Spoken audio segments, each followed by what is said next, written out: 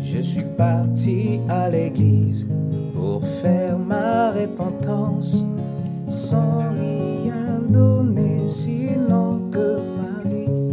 Je suis parti à l'église pour faire ma repentance, sans rien donner sinon que ma vie. Je n'ai rien à te donner, je n'ai rien à te donner, je n'ai rien à te donner sinon que ma vie. Je n'ai rien à te donner, je n'ai rien à te donner, je n'ai rien à te donner sinon que ma vie.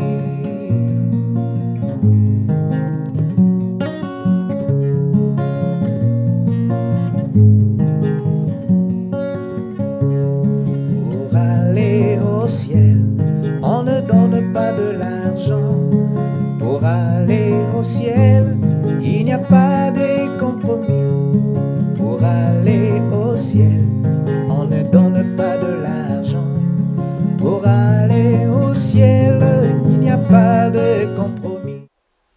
Je vous salue tous au nom du Seigneur Jésus-Christ et nous rendons grâce à notre Dieu qui nous accorde cette occasion d'être encore rassemblés autour de la parole. Et nous allons commencer par dire un mot de prière pour demander son assistance. Inclinons nos têtes et prions. Dieu, notre Père Céleste, nous venons à toi, Seigneur, sous le sang versé de l'agneau. Reconnaissons que nous ne valons rien, nous ne sommes rien et nous ne sommes capables de rien. Nous nous approchons de toi, Père Tout-Puissant, au travers de ce sang pour avoir accès auprès du trône de la grâce. C'est toi qui enseignes la vérité et c'est toi qui es toi-même la vérité. Je prie, Seigneur, que tu puisses bénir ta parole dans nos âmes et que cela puisse nous aider à nous parfaire parfaitement en toi. Nous nous humilions sous ton sang. Recommandons, Père Céleste, nos âmes et nos vies ainsi que la parole au nom de Jésus-Christ. Amen. Alors, nous allons prendre nos Bibles dans 2 Rois chapitre 23 et le verset 3. Le passage que nous avons utilisé dernièrement quand nous avons commencé cet enseignement sur « Je m'engage ». 2 Rois chapitre 23, verset 3, nous lisons au nom du Seigneur. Le roi se tenait sur l'estrade et il traita alliance devant l'Éternel, s'engageant à suivre l'Éternel et à observer ses ordonnances, ses préceptes et ses lois, de tout son cœur et de toute son âme, afin de mettre en pratique les paroles de cette alliance, écrites dans ce livre. Et tout le peuple entra dans l'alliance. Amen. Que Dieu bénisse sa parole. Nous rendons donc grâce à notre Dieu qui nous a donné cette occasion de nouveau pour être autour de la parole. Nous venons de lire là le passage que nous avons utilisé dernièrement, quand nous avons ouvert cette étude sur « Je m'engage », donc sur l'engagement. Et cette étude va nous amener très loin en ce qui concerne notre attachement à Christ. Je vais parler de notre vie pratique, je vais parler de notre spiritualité même. Et j'accorde beaucoup d'importance à cet enseignement et je suis certain que le Saint-Esprit fait la même chose. Nous avons parlé dernièrement sur le point de départ en parlant de cet engagement pour montrer quel doit être le point de départ de notre engagement, pour montrer qu'est-ce que Dieu attend de nous au moment où nous commençons notre engagement avec lui, notre alliance avec lui. Si le point de départ a été raté, il est entendu que la suite également sera ratée. Mais si le point de départ est réussi, alors c'est quasiment sûr que nous réussirons également notre route ou notre chemin avec le Seigneur. C'est comme dans la construction d'une maison. Lorsqu'on construit la maison, la fondation doit être placée et posée avec beaucoup de sérieux.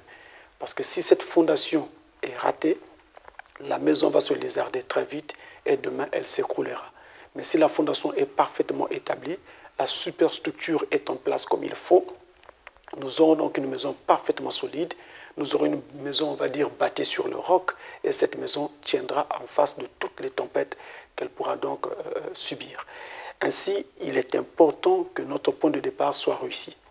Voilà pourquoi, en commençant l'étude d'aujourd'hui, je voudrais me faire le devoir de revenir un tout petit instant sur ce que nous avons étudié dernièrement, afin d'établir de nouveau ce que doit vraiment être le point de départ.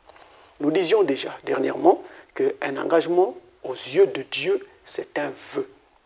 Si je dis devant le Seigneur que je m'engage, ça veut dire que je suis en train de faire un vœu à Dieu. Et dans la plupart des domaines de la vie, il y a un engagement qui doit être pris. Je vais prendre le cas de l'armée. Si vous entrez dans l'armée, comme nous sommes également des soldats chrétiens, vous devez prendre un engagement, vous devez prêter serment. Alors vous tendez la main pour dire « je m'engage à ».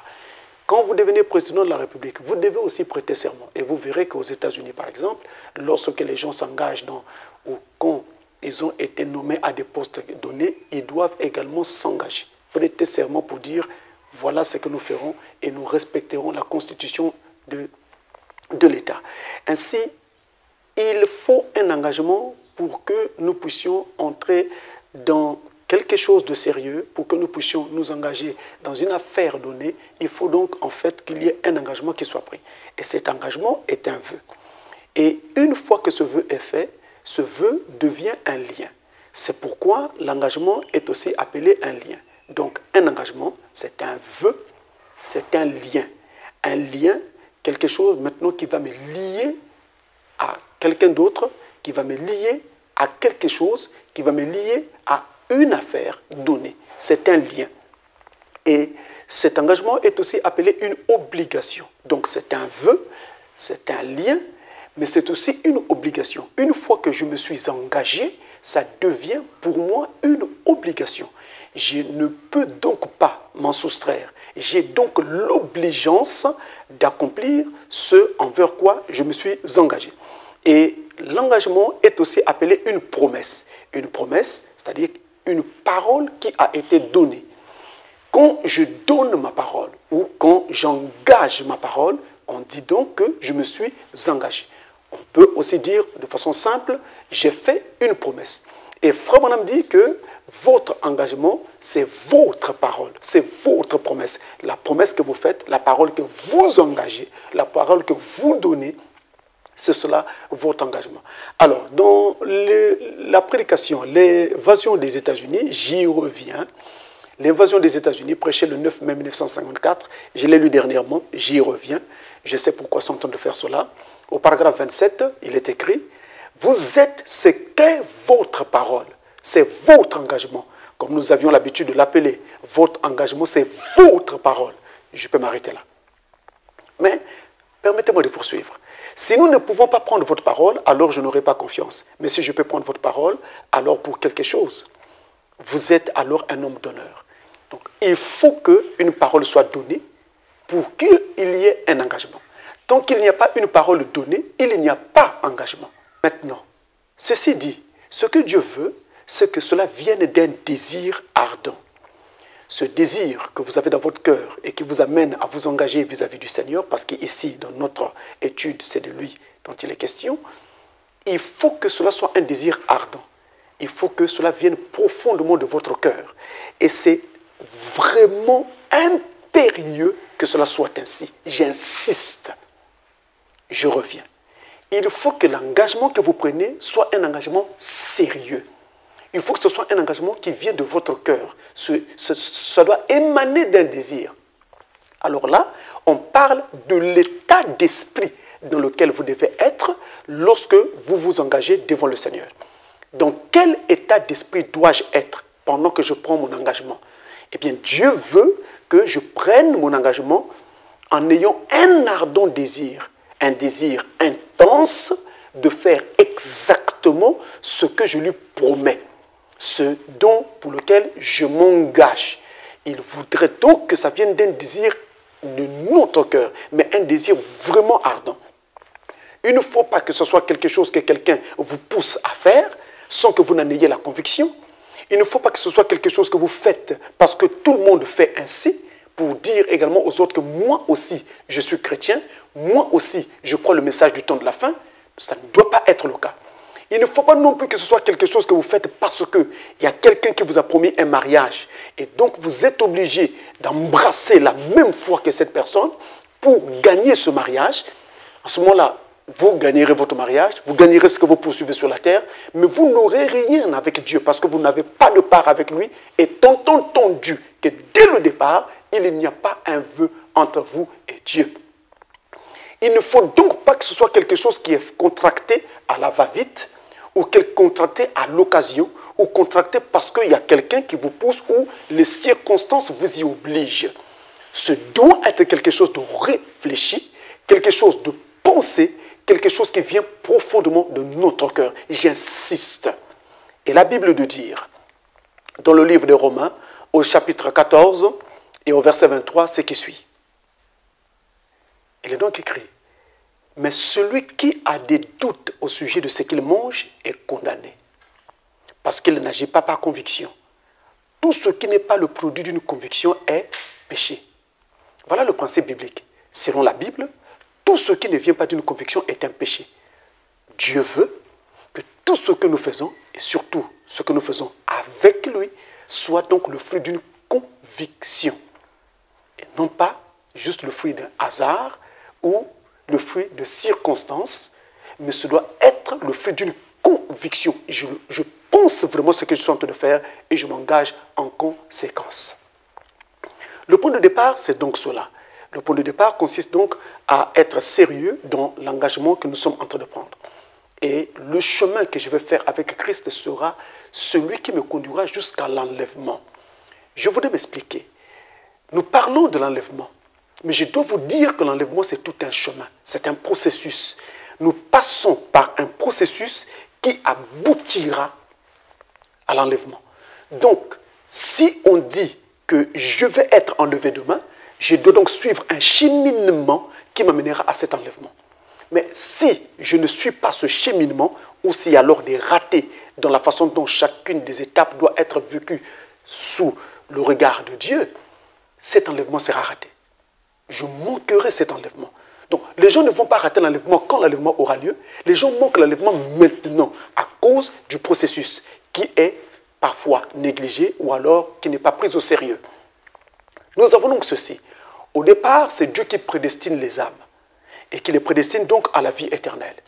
Et une fois qu'il a prédestiné, il dit que tous ceux qu'il a prédestinés, il les a aussi appelés. Donc, Dieu t'a appelé en Christ. Il t'a appelé à la parole. Maintenant qu'il t'a appelé, il doit te justifier.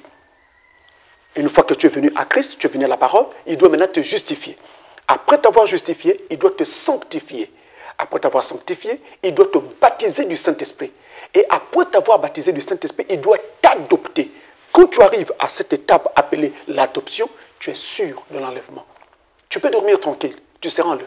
Peu importe ce qui va arriver dans ta vie, peu importe ce que tu pourras même faire, tu seras enlevé. Je vous donne ma parole. C'est la parole de Dieu. Tu seras enlevé. Donc, il y a d'abord Dieu qui prédestine les âmes. Ensuite, il appelle tous ceux qu'il a prédestinés. Ceux qui ont été appelés passent par la justification. Voilà pourquoi je disais, la justification, c'est le point de départ de notre engagement vis-à-vis de Dieu. Parce que prédestination et appel, ça ne te concerne pas. Ça concerne Dieu. C'est Dieu qui prédestine qui il veut et c'est Dieu qui appelle qui il veut. Personne ne peut se faire appeler par lui-même. Mais c'est Dieu qui appelle et c'est Dieu qui prédestine. Ce qui va me concerner, moi, c'est la justification. Parce que là, à l'étape de la justification, je dois engager mon consentement. La justification va demander mon consentement parce que au moment où je me fais baptiser dans l'eau au nom du Seigneur Jésus-Christ, c'est moi qui accepte. C'est moi qui choisis de me faire baptiser parce que j'accepte Jésus-Christ comme mon sauveur personnel. C'est en cela que ça m'engage. Et ensuite, dans les autres étapes qui vont suivre, mon engagement est aussi là.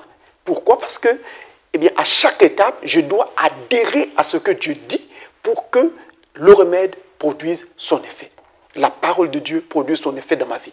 Alors, Dieu me prédestine, Dieu m'appelle. Maintenant, je commence le processus par la justification. La justification, c'est le point de départ de notre engagement vis-à-vis de Dieu. Et la justification repose sur le baptême d'eau. Et cette justification me conduira finalement à la sanctification. La sanctification me conduira au baptême du Saint-Esprit. Et le baptême du Saint-Esprit me conduira à l'adoption. au moment où l'enlèvement va avoir lieu, il y aura une dernière étape qu'on appelle la glorification, c'est-à-dire la plénitude de l'adoption. Cette glorification, qui est encore appelée plénitude de l'adoption, ce n'est rien d'autre que la translation qui va se produire au moment où devrais-je dire, c'est une étape que nous allons atteindre à l'instant T où nous allons être translatés pour l'enlèvement. Donc personne ne pourra atteindre la plénitude de l'adoption pendant que nous sommes encore là. La plénitude de l'adoption ou glorification qui consistera à abandonner ce vieux corps de chair pour revêtir le corps de gloire qu'on appelle encore corps glorifié. Cette étape-là va se produire à l'instant T où l'enlèvement aura lieu. C'est ainsi que cela sera pour tous les élus de tous les pays et partout sur la terre où ils se trouveront au moment où l'enlèvement va avoir lieu. Voilà donc le processus que je suis jusqu'à mon enlèvement. Alors vous voyez que si nous parlons de processus, un processus est fait d'étapes. Donc nous devons passer par différentes étapes. La première, c'est donc la justification. Et cette étape ne doit pas être ratée. Parce que cette étape constitue le point de départ de l'engagement que je prends devant Dieu. Justement parce que je vais devenir chrétien. En acceptant le baptême au nom du Seigneur Jésus-Christ, c'est pour devenir chrétien. Donc c'est un engagement que je prends. Alors, cette justification repose entièrement sur le baptême d'eau. Si mon baptême d'eau a été fait correctement, par immersion dans l'eau, et ensuite au nom du Seigneur Jésus-Christ, mon baptême est correct. Je parle encore là de la forme, ou alors de la formule sur laquelle je vais être baptisé. Donc, je dois être baptisé dans l'eau, par immersion totale, au nom du Seigneur Jésus-Christ. Attention, on ne doit pas me baptiser au nom de Jésus, mais on doit me baptiser au nom du Seigneur Jésus-Christ. Attention encore, on ne doit pas me baptiser au nom de Jésus, ni au nom du Seigneur Jésus, mais on doit me baptiser au nom du Seigneur Jésus-Christ. J'insiste, parce qu'il y a sur la terre beaucoup de gens qui s'appellent Jésus. Allez chez mes frères angolais à côté, ceux qui parlent la langue portugaise ou espagnole, vous verrez des gens qui s'appellent Jésus. Il y en a beaucoup. Même à l'époque de la Bible, il y avait également des gens qui s'appelaient Jésus. Le Nouveau Testament parle d'un homme qui s'appelait Bar Jésus. Donc ici, mais il n'y a qu'un seul qui soit Seigneur Jésus-Christ. Voilà pourquoi c'est en son nom ainsi libellé que nous devons être baptisés. Pas seulement parce qu'il est le seul à être Seigneur Jésus-Christ, mais justement parce qu'en le libellant ainsi, Seigneur Jésus-Christ, nous rassemblons là tous les attributs de la rédemption qui sont nécessaires pour que mon baptême soit accepté par Dieu et que donc je rentre dans l'alliance avec le Seigneur. Alors, le baptême ou la justification étant basé sur le baptême d'eau, mais le baptême lui-même repose sur la repentance. Ma repentance est la clé de mon baptême. Si je me fais baptiser dans l'eau au nom du Seigneur Jésus-Christ, mais avec une repentance incomplète, ou bien une repentance qui n'est pas du tout sincère, mon baptême d'eau n'est pas agréé. La repentance se fait en 3 étapes. Mais la repentance obéit à 2 conditions. J'y reviens. C'est pourquoi je voulais revenir. La repentance se fait en 3 étapes et la repentance obéit à 2 conditions. Les 3 étapes de la repentance, les voici. La première étape, c'est le regret. Ce regret s'appelle encore repentance. Pourquoi? Mais parce que c'est cela en fait votre repentance. Je ne peux même pas commencer à aller confesser quoi que ce soit si, au départ, je ne me repens même pas. Je ne regrette rien. Voilà pourquoi le regret, au lieu de dire regret, on dit aussi repentance. Et le mot anglais, repentance, veut dire repentance, mais il signifie aussi regret. Donc, le regret, c'est la première étape de la repentance. On l'appelle même encore la repentance elle-même, parce qu'en fait, quand le regret s'effectue, la suite de la repentance sera faite. On verra cela, parce qu'il y a eu un regret. Tant que l'homme n'est pas mortifié dans son intérieur, tant que l'homme n'est pas touché pour un acte donné qu'il a posé, il n'y aura rien qui s'en suivra. Et même si jamais il faisait une confession, elle sera faite des lèvres et non pas de cœur. La repentance est le point de départ donc de la repentance, puisque la repentance est aussi le regret. Ou, disons-le clairement, le regret, c'est donc le premier pas qui constituera donc ma repentance. Ensuite viendra la confession. Et enfin, la réparation qui parfois s'appelle restitution. Regret, c'est le moment où le Saint-Esprit touche mon cœur, saisit mon cœur et convainc mon cœur d'un péché donné. Alors mon cœur regrette, oh Dieu, pourquoi ai-je pu faire cela? Oh Seigneur, qu'est-ce qui m'est arrivé? Pourquoi j'ai fait cela? Vous regrettez dans votre cœur. Le voisin à côté ne voit rien et ne sait pas que vous êtes en train de vous repentir. Mais c'est vous qui vivez cela avec le Seigneur. Et parfois, vous pleurez. Et si vous ne pleurez pas, on ne saura rien. Si vous ne parlez pas non plus, on ne saura rien. Ça se passe à l'intérieur. Il y a donc comme ça une œuvre qui a commencé à l'intérieur de vous. Voilà pourquoi Frère Branham dit, lorsque quelqu'un se fait baptiser dans l'eau, cela montre à l'extérieur qu'il y a une œuvre à l'intérieur qui a commencé. Une œuvre qui a commencé à l'intérieur de cet homme. C'est ce que le baptême d'eau montre à l'extérieur. Alors, après donc le regret, vient la confession. La confession, c'est lorsque je vais voir la personne envers qui j'ai commis une faute et que je lui dis ce que j'ai fait contre elle. Cela s'appelle confession. Confesser veut dire la même chose. Alors je viens dire ce que j'ai fait. Je dois dire ce que j'ai fait. Si je ne dis pas ce que j'ai fait, je ne sais pas de quelle repentance on parle là. Je dois dire ce que j'ai fait. Et nous n'avons pas besoin de repentance codée. Non, frère, je suis tombé. Non, frère, j'ai mangé la poussière. Mais tu as mangé la poussière, c'est quoi? C'est peut-être toi qui voulais te faire soigner, je ne sais pas de quoi. Voilà pourquoi tu as pensé que manger la poussière t'aiderait. Mais il faut nous dire ce que tu as exactement fait. C'est ça la confession. Et après avoir dit ce que tu as fait, tu demandes qu'on te pardonne. La troisième étape, c'est la réparation. Alors, la réparation va être appelée réparation ou restitution. Elle sera réparation, tout simplement, lorsque ce que je vais confesser ne sera pas matériel. Ce sera quelque chose d'immatériel, comme une insulte, comme un mépris ou des choses de ce genre.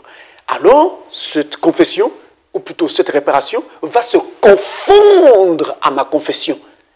Donc, au moment où j'ai fini ma confession, on dira que j'ai réparé. Là, la troisième étape se confond à la deuxième étape qu'on appelle confession.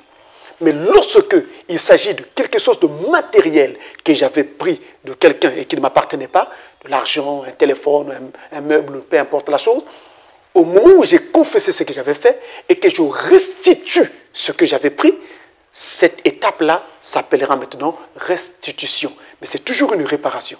Mais j'ai restitué ce qui ne m'appartenait pas. Voilà comment se effectue donc la repentance. Et cette repentance obéit à deux conditions. Les deux conditions, les voici. Il y a la sincérité et il y a le fait que la repentance doit être complète. Donc, la repentance doit être sincère et complète. Sincère. Pendant que je confesse mon péché, je dois exactement être en train de penser à ce que j'ai fait et à regretter ce que j'ai fait. Il ne faut donc pas que je vienne confesser un péché en riant. Il ne faut donc pas que je vienne confesser un péché en m'amusant. Il ne faut donc pas que je vienne confesser un péché sans que ça ne puisse préoccuper mon cœur. Il faut qu'on sente que mon cœur est contrit, mon cœur est préoccupé, mon cœur est là dans un emballement donné. Je ne suis plus à moi, je ne suis plus moi, je me sens mal parce que j'avais fait quelque chose qui est mal. Et ensuite, je viens maintenant au fait que ça doit être complète. Complète, ça signifie que je dois tout confesser et ne rien cacher. Parce que ce que je cache, l'esprit du démon qui m'avait conduit à poser cet acte-là ou ces actes-là continuera à contrôler ma vie, à me suivre et donc à m'empêcher d'aller de l'avant avec Dieu. Et vous n'allez pas naître de nouveau. Et vous n'aurez jamais le baptême du Saint-Esprit parce que vous n'avez pas tout confessé. Il peut arriver qu'au moment de mon baptême, j'oublie de confesser certaines choses. Alors si je me fais baptiser et que j'ai oublié quelque chose, non pas volontairement, mais parce que ce n'était pas remonté à mon esprit au moment où je prenais mon baptême, il n'y a pas de problème. Le Seigneur ne vous en voudra pas. Mais au moment où le Saint-Esprit, après mon baptême, même plus tard, me rappellera ce péché, je n'aurai pas besoin d'aller reprendre mon baptême. J'aurai tout simplement besoin de confesser cette chose-là, de réparer ensuite cette chose et de continuer mon chemin. Voilà ce qui doit être fait. Mais nous devons prendre chacune de ces choses au sérieux. Tenez, si on trouve une bouteille d'eau, je vous montre le processus, comment Dieu fait. On trouve une bouteille d'eau qui est jetée dans un poulailler quelque part, elle est sale et remplie parfois d'eau un peu sale. Mais nous avons besoin de cette bouteille, nous voulons l'utiliser. Qu'est-ce qu'on fait?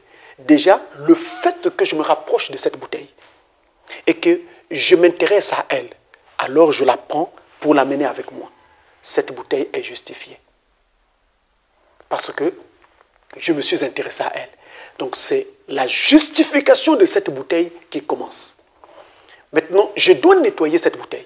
Quand je nettoie la bouteille, je commence par faire sortir l'eau sale qui est dans cette bouteille et ensuite la laver.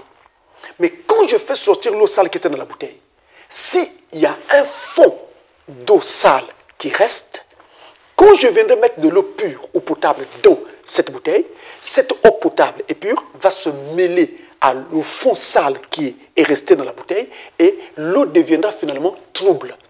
Une eau qu'on pouvait boire ne sera plus buvable parce qu'il y a un fond qui est resté et qui était sale.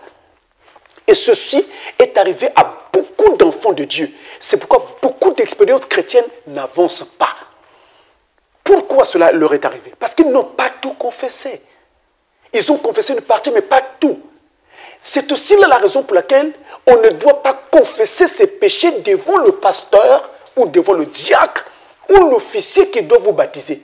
Les péchés se confessent devant Dieu seul et ensuite devant ceux envers qui on doit demander pardon pour les choses pour lesquelles on avait mal agi vis-à-vis d'eux. Mais on ne peut pas aller voir le pasteur pour dire, pasteur, j'ai péché, j'ai fait ceci, j'ai fait cela. Mais j'ai fait ceci, j'ai fait cela. Est-ce que c'est contre le pasteur que je l'ai fait? Non, ce n'est pas contre le pasteur. Si ce n'est pas contre le pasteur n'a pas besoin de le savoir. Le diacre non plus. Ceci dit, qu'est-ce que le pasteur doit savoir?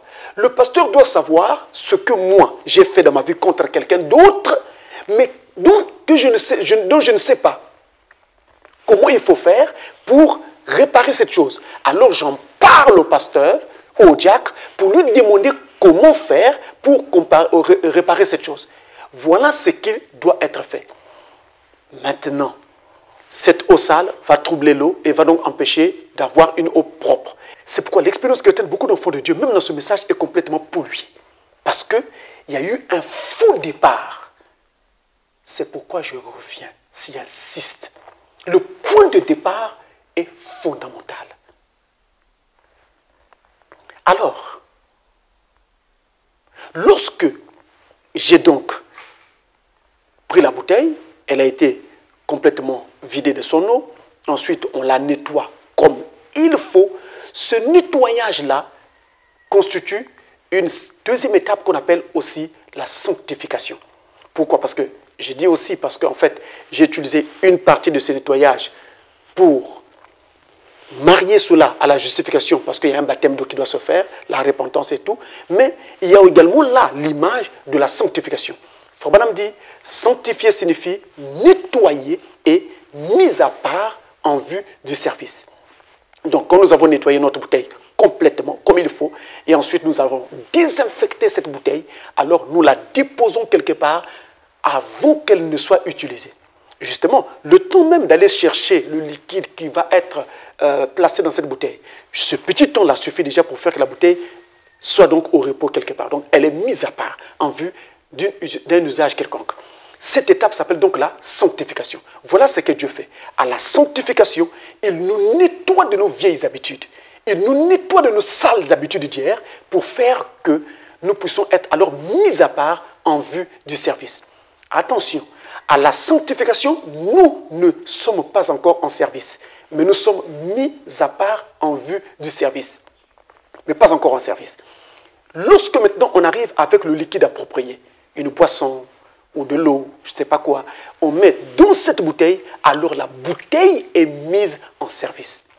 Et cette étape-là, la mise en service de la bouteille s'appelle le baptême du Saint-Esprit. Lorsque nous recevons le baptême du Saint-Esprit, Dieu nous met en service pour son royaume. Alors, il nous donne un don par lequel il va devoir maintenant travailler par nous. Attention, avoir un don ne signifie pas forcément qu'on a déjà reçu le baptême du Saint-Esprit. Parce qu'un don peut aussi se manifester dans la vie de quelqu'un avant le baptême du Saint-Esprit. Même parfois avant le baptême d'eau. Voilà pourquoi il faut voir correctement où on en est avec sa vie avant de penser que parce que j'ai des songes qui s'accomplissent, j'ai des visions merveilleuses et autres, donc j'ai le Saint-Esprit ou Dieu est avec moi. Attention, les dons ne sont pas la preuve que nous avons Dieu. Soyons très prudents à ce niveau-là. Voilà donc comment les choses doivent en fait se faire. Maintenant, mes frères, tout ce que nous venons de dire, c'était juste pour rappeler ce que nous avons étudié dimanche dernier et refixer les pensées.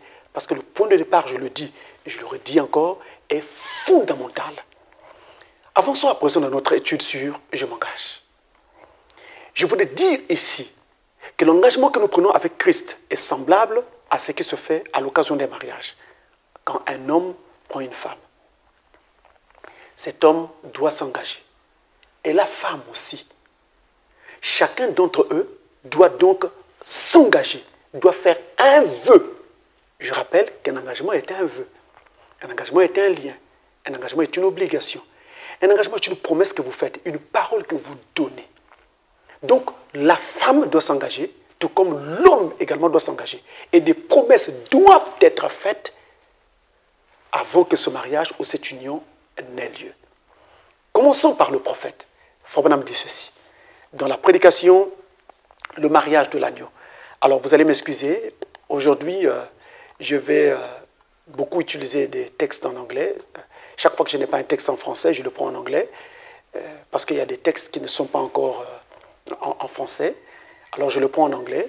Et vous pourrez regarder la référence et essayer de consulter cela par vous-même. Donc, je prends le mariage de l'agneau, le marriage of the Lamb, prêché le 21 janvier 1962. Le 21 janvier 1962, paragraphes 39 et 40. Frère nous dit ce qui suit. And then, after the decision is made, there you are. Alors, après que cette décision est faite, vous y êtes. Vous n'y êtes pas encore, avant qu'une décision ne soit faite. Then comes the engagement. Alors vient l'engagement. You find out at the altar. Vous voyez cela à l'autel. You've got to make an engagement before this union can be. Vous devez prendre un engagement avant que cette union n'ait lieu. And that's the way it is with Christ Church. Et c'est ainsi que cela se passe avec l'Église de Christ. It has to be an engagement with Christ. Il doit y avoir un engagement avec Christ. Je m'arrête un instant là. Si vous êtes un chrétien, vous devez être sûr que vous avez réellement pris un engagement avec Christ. Si cela n'avait pas été fait, c'est l'occasion de le faire. Je reviens. It has to be an engagement with Christ. Il doit y avoir un engagement avec Christ. A pledge, un pacte. An engagement, un engagement. A love affair, une affaire d'amour. And then the next thing is promises made. Et la chose suivante, ce sont les promesses qui sont faites. There has to be promises made to one another. Il doit y avoir des promesses faites l'un à l'autre. Like that you make promise. Voici comment vous faites vos promesses. Sweetheart, if you'll marry me, I promise that I'll be loyal and true. Ma chérie, si tu m'épouses, je promets que je te serai loyal et véridique. I will look up at no other woman. Je ne regarderai vers aucune autre femme. Or, I look up at no other man. Ou, je ne regarderai vers aucun autre homme. And I'll do all that as a duty as a wife. Et je ferai tout ceci en tant que devoir pour une épouse. If you have children, he'll do all as a duty as a mother. Si nous avons des enfants, tout ceci sera fait en tant que devoir pour une mère. I'll be a housekeeper. Je serai la gouvernante. All these promises has got to be made. Or should be in a correct wedding. Toutes ces promesses doivent être faites ou devraient l'être dans un mariage correct. Suivez maintenant le paragraphe 40. And that's the same thing when you come to Christ. Et c'est la même chose quand vous venez à Christ. Lord, if you will receive me into your kingdom, I promise. Seigneur, si tu me reçois dans ton royaume, je promets. There you are. Vous y êtes. Oui, vous y êtes. Parce qu'il faut faire une promesse. Il faut faire des promesses à Dieu. Il faut s'engager. There you are. Vous y êtes. I love you. Je t'aimerai. I'll be true to you. Je te serai véridique. I'll serve you day and night. Je te servirai jour et nuit. It's too bad we forget that. C'est si mauvais que nous oublions cela. I'll serve you day and night. Je te servirai jour et nuit. I'll fast. Je jeûnerai. I'll pray. Je prierai. I'll be loyal to you. Je te serai loyal. I'll bring my tithing into the storehouse. J'apporterai mes dîmes dans la maison du trésor. I'll pray many times a day. Je prierai plusieurs fois par jour. I'll do anything. Je ferai n'importe quoi. And I pledge all my love to you. J'engagerai tout mon amour pour toi. Ça, c'est fort, ça. That's what you should do. Voilà ce que vous devez faire. That's exactly right. When you promise that, c'est exactement là où vous promettez cela. And it should come from your heart. Et cela doit venir de votre cœur. Je venais de le dire en amont. Je l'ai dit d'entrée de jeu. Ça doit venir de votre cœur. Frère Branham le dit. If you promise your husband that, si vous promettez cela à votre mari, and not from your heart you mean it, et que vous ne le pensez pas dans votre cœur, you are absolutely not living correctly with him. Alors vous n'êtes absolument pas en train de vivre correctement avec lui. It's kind of a crystallized affair. C'est comme une affaire cristallisée.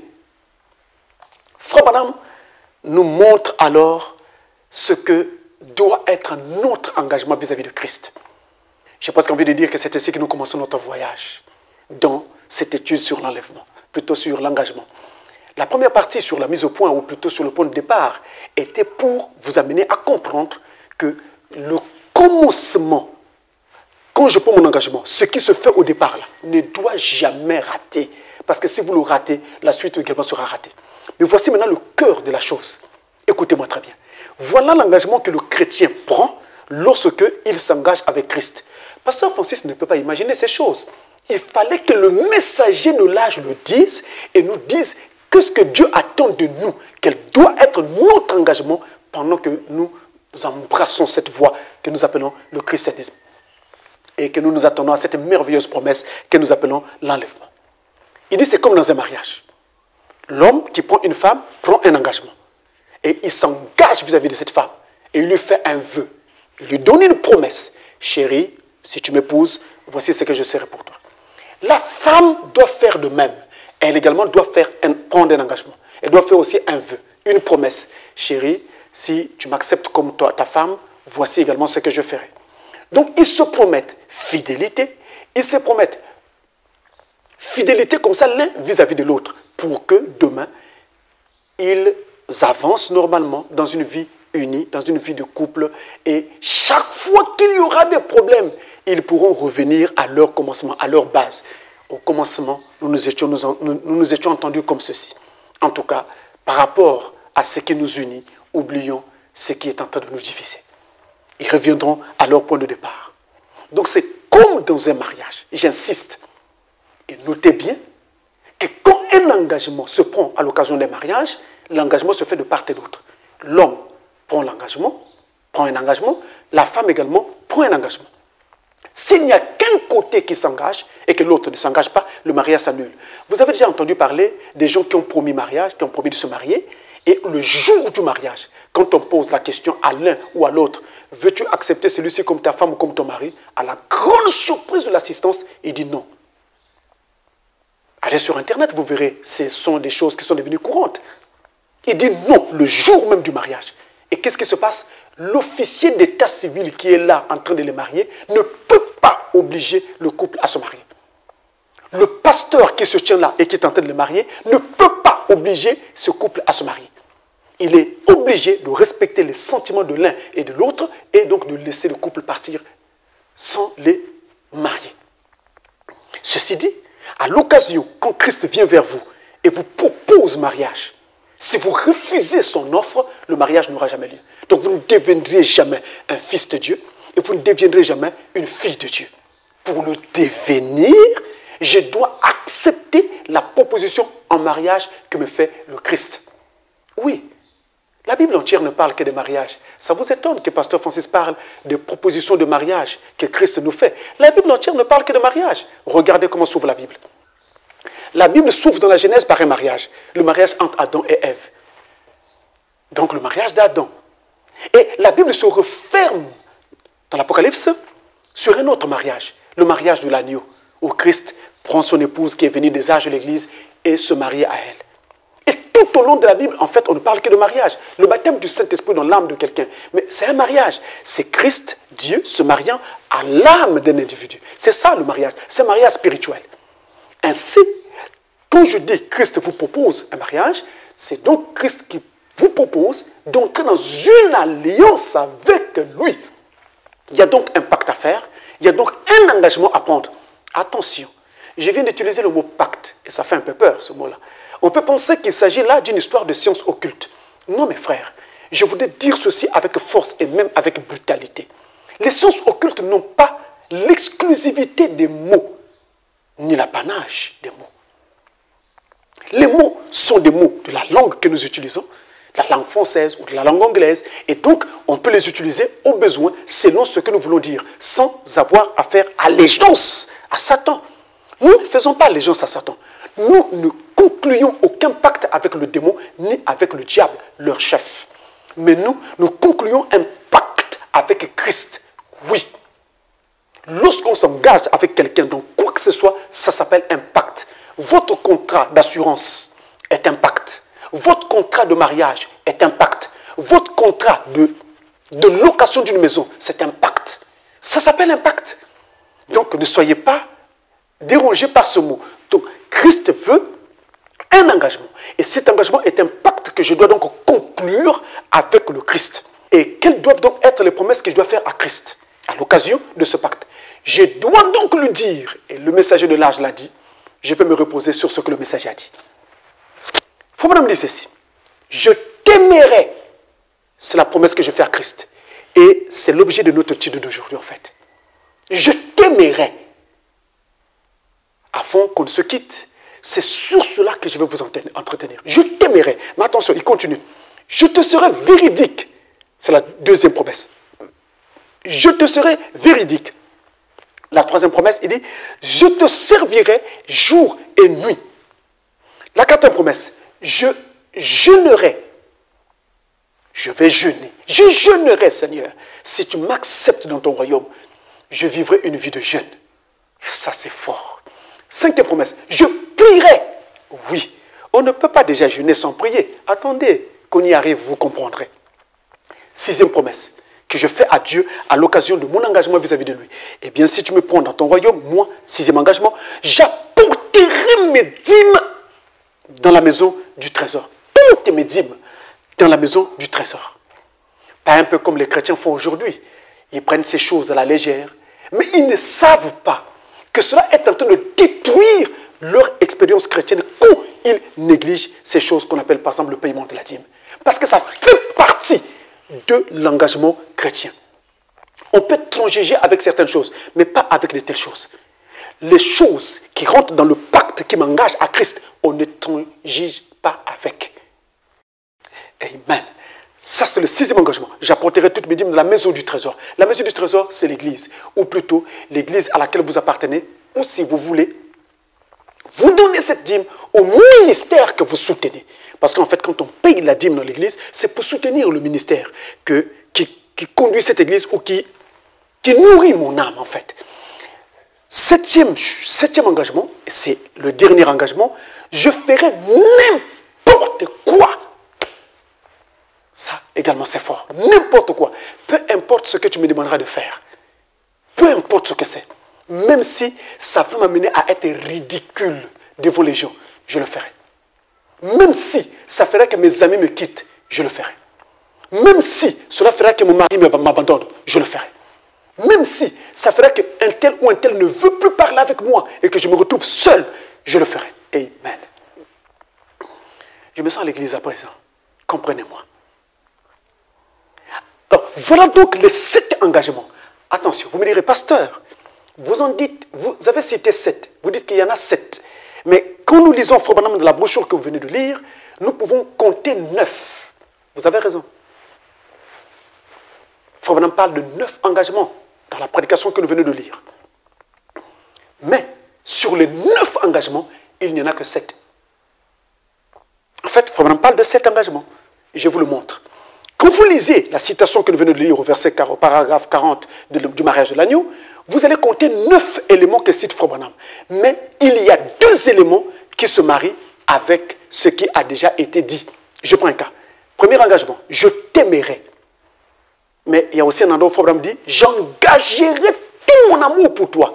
Oui, ça rentre dans le premier engagement, je t'aimerai. Quand vous allez aimer Dieu, vous ne devez pas l'aimer de façon superficielle. Vous devez l'aimer en engageant tout votre amour pour lui.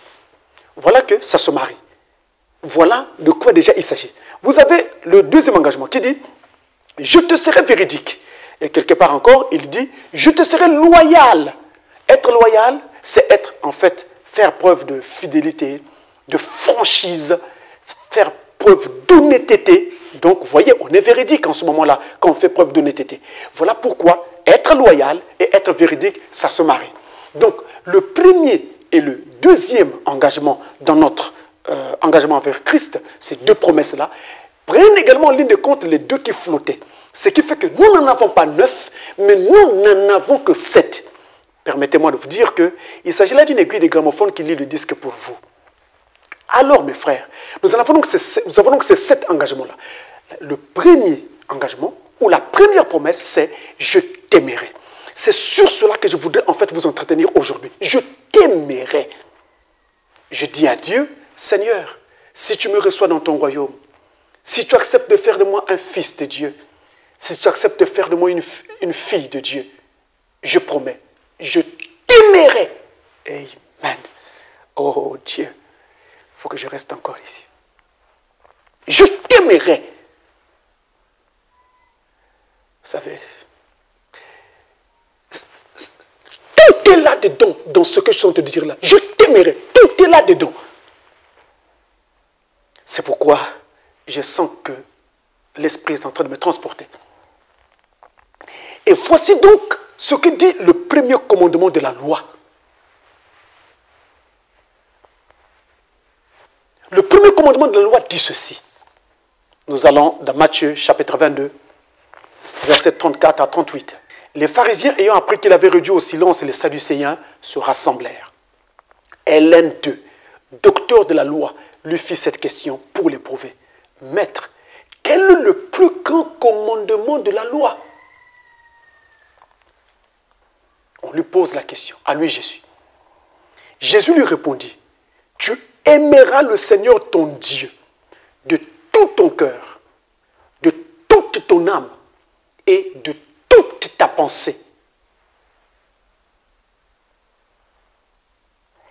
C'est le premier et le plus grand commandement.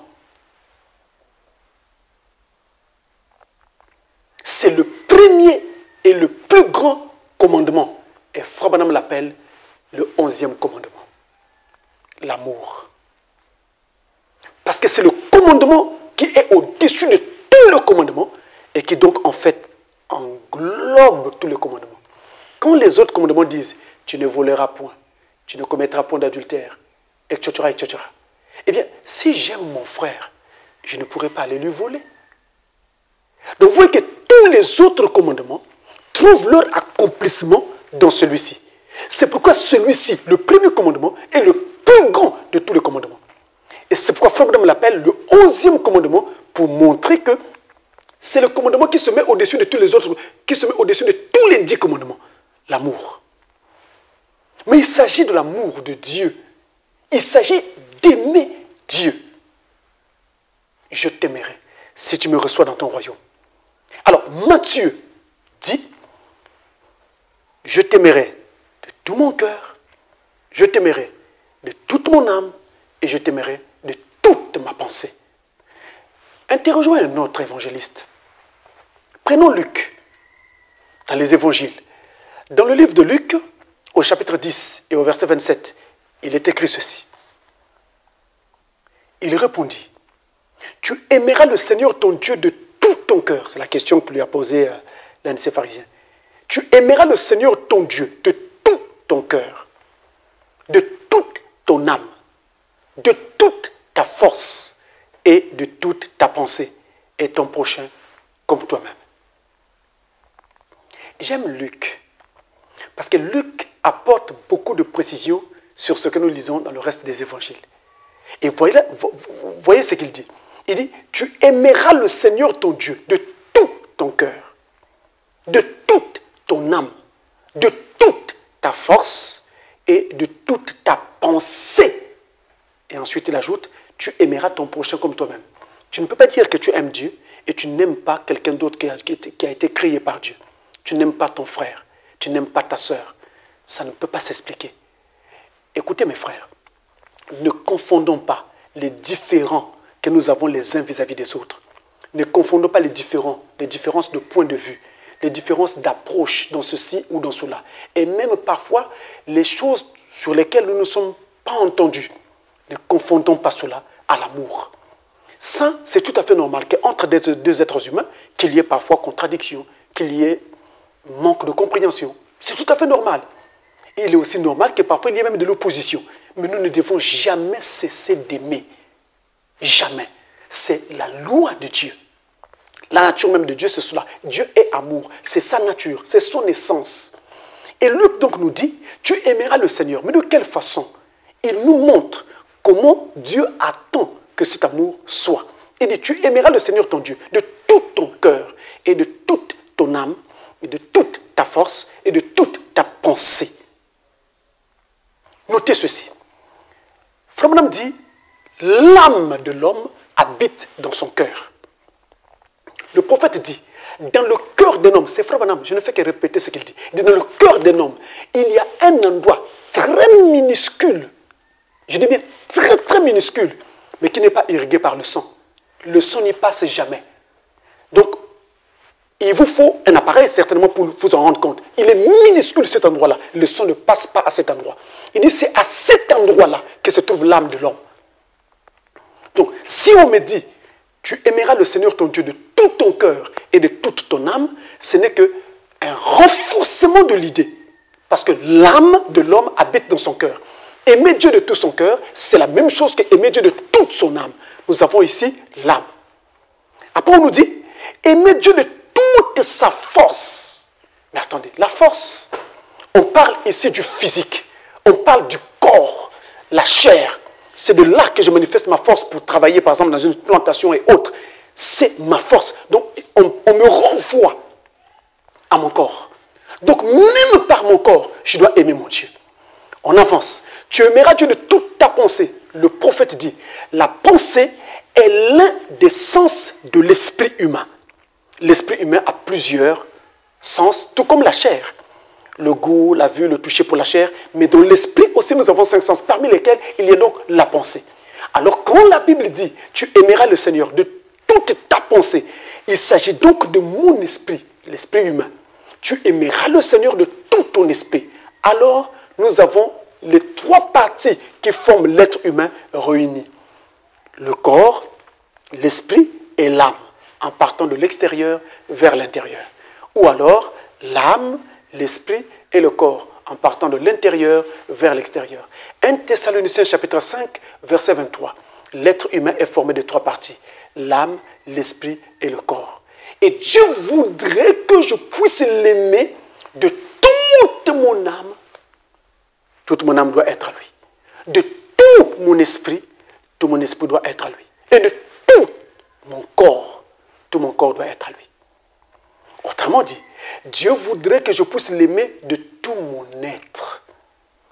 mon être entier doit battre et vibrer pour Jésus. Alors, mes frères, ce que je viens de dire là se trouve dans l'hymne national d'Israël. Il y a un endroit dans cet hymne où on dit que mon corps vibre pour toi. Justement, vous voyez, les Juifs, les Hébreux avaient déjà compris cela bien avant nous. Ce que Dieu veut, le grand Elohim, il veut que nous puissions l'aimer de tout notre être. Tout mon être entier doit être à Jésus et parler pour Jésus. Le Seigneur attend cela. Maintenant, regardez. Cet amour de Dieu, comment ferais-je pour l'avoir? Puisque Dieu dit, tu m'aimeras. De cette façon-là. Dans le livre des Romains, au chapitre 5 et au verset 5, il est écrit, l'amour de Dieu est répandu dans nos cœurs par le Saint-Esprit qui nous a été donné. L'amour de Dieu est répandu dans nos cœurs par le Saint-Esprit qui nous a été donné. Romains 5, verset 5. Qu'est-ce que ça veut dire? Quand vous allez dans Galates, à partir du verset 19 jusqu'à 22, Galates 5, là on parle des fruits de l'esprit. Vous verrez que l'amour est l'un des fruits de l'esprit. Donc quand le Saint-Esprit, Esprit de Dieu, vient en moi, il amène cet amour dans ma vie. Je ne peux pas dire que j'ai le Saint-Esprit et dans mon cœur, il y a de la place pour la haine. Mes frères, dans un cœur, quand la haine entre, l'amour sort. Et quand l'amour entre, la haine sort. On ne peut pas avoir et la haine et l'amour dans un même cœur. C'est impossible. Il est possible que vous ne vous entendiez pas avec quelqu'un et que vous soyez en désaccord sur un point donné. Parfois même, vous pouvez même vous fâcher. Et donc, il est même possible que vous puissiez vous dire certaines paroles un peu dures. Mais vous ne pouvez pas, dans votre cœur, haïr votre frère, haïr votre soeur et dormir en paix. Ce n'est pas possible à cause du Saint-Esprit. Et si c'est le cas, le Saint-Esprit n'est pas dans ce cœur-là. Parce qu'il n'y a pas de haine dans le Saint-Esprit. Il n'y a que l'amour. Quand le Saint-Esprit est là, il amène donc cet amour dans nos vies. Ainsi, le Saint-Esprit dans ma vie amène en moi l'amour de Dieu. Et cet amour-là m'aidera, me permettra d'aimer Dieu. Je suis maintenant dans son royaume, alors je vais engager tout mon amour pour lui à partir de cet amour que lui m'a donné par le Saint-Esprit. Alors, cet amour que lui me donne par le Saint-Esprit s'appelle en fait l'amour agapao, l'amour divin. Maintenant, dans le livre de Jean, dans 1 Jean chapitre 5, verset 3, il est écrit ceci. Car l'amour de Dieu consiste à garder ses commandements, et ses commandements ne sont pas pénibles. Si le Saint-Esprit amène l'amour dans mon cœur, comment cet amour vivra-t-il en moi? Comment cet amour se manifestera-t-il? L'amour de Dieu en moi se manifestera par le fait que je vais garder ses commandements. Garder ses commandements, c'est la preuve que j'aime Dieu. Si je ne l'aimais pas, je ne garderais pas ses commandements. Si je garde ses commandements, c'est parce que je l'aime. Or, mes frères, il faut vraiment l'aimer pour garder ses commandements. Parce qu'il y a des moments où garder un commandement de Dieu peut vous coûter la vie. Garder un commandement de Dieu peut vous coûter votre travail. Prenez le cas de quelqu'un qui avait volé de l'argent dans son entreprise. Il faut demander pardon. Toute l'entreprise saura que moi j'avais fait ceci. C'est grave. Mais l'amour de Dieu vous l'exige. Que faut-il faire? Vous voyez donc que Jésus a raison quand il dit que si vous gardez ses commandements, c'est que vous l'aimez. Parce qu'il y aura des choses difficiles. Mais si vous êtes quand même capable de garder le commandement de Dieu malgré tout, alors vous l'aimez. Et certainement, vous avez le Saint-Esprit. Voyez-vous? Et la Bible de poursuivre. Dans Jean 14, versets 23 à 24, il dit ceci. Jean 14, versets 23 à 24. Jésus lui répondit, si quelqu'un m'aime, il gardera ma parole. Et mon Père l'aimera. Nous viendrons à lui et nous ferons notre demeure chez lui. Vous voyez bien que l'amour de Dieu amène le Saint-Esprit dans notre cœur. Ou si vous voulez, le Saint-Esprit amène l'amour dans notre cœur. Parce que ces deux entités sont en réalité une. Amen. Verset 24. Celui qui ne m'aime pas ne garde point mes paroles. Et la parole parole que vous entendez n'est pas de moi, mais du Père qui m'a envoyé. Donc, si vous aimez Dieu, vous devez garder sa parole. Si vous ne gardez pas sa parole, c'est que vous ne l'aimez pas. Je dis bien garder sa parole. Et ceci n'est pas un discours d'église. Il s'agit ici de quelque chose qui doit être un principe que nous devons soutenir et qui doit désormais sous-tendre notre vie. Aimer Dieu, puisque nous disons que si nous l'aimons, nous devons garder sa parole. Ceci revient à dire que désormais, l'un des principes de ma vie, ou plutôt la philosophie de ma vie, ou ma vision du monde doit désormais être: que dit ta parole, Seigneur? Que dit la parole? Je ne m'aime pas ici. Que dit la parole? Je ne m'aime pas là-bas. Que dit la parole? J'ai besoin de savoir ce que dit la parole. Et vivre selon ce que dit la parole. Ça doit être désormais le principe de ma vie. Que dit la parole? Que dit la parole? Amen.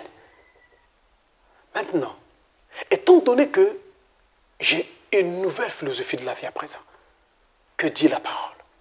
Et étant donné que je dois aimer Dieu en gardant sa parole, et je venais de vous dire que c'est très difficile, parce qu'il y aura des conditions difficiles. Tenez, regardez. Cet amour que Dieu demande, cet amour qui doit faire partie de mon engagement, doit faire que je puisse aimer Dieu au-dessus et au-delà de toutes choses, peu importe les conditions et les contraintes.